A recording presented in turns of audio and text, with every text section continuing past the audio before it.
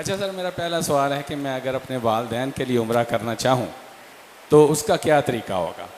और आपने नंबर दो। सिर्फ नीयत करते वक्त उनके जहन में नीयत करनी है। अच्छा, लेकिन उसके लिए ज़रूरी है कि पहले आपने अपना उम्रा करना है।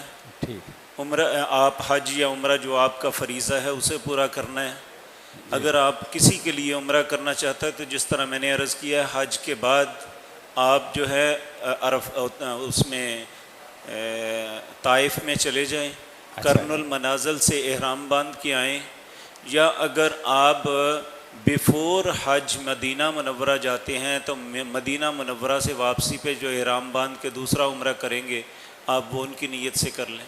ठीक।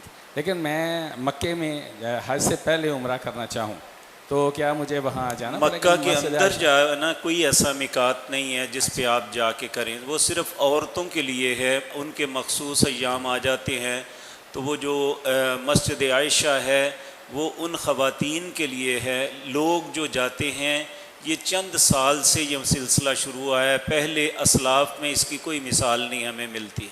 जी शुक्रिया। अच्छा सर, एक और सवाल है छोटा सा कि जब बंदा अहराम की हालत में होता है और उसने अहराम बांधा होता है, उसे वाशरूम में अगर जाना हो तहारत के लिए तो क्या वो पाकीज़गी के लिए पूरा अहराम उतार सकता है? बिल्कुल उतार सकता है। जी शुक्रिया जी, बहुत शुक्रिया।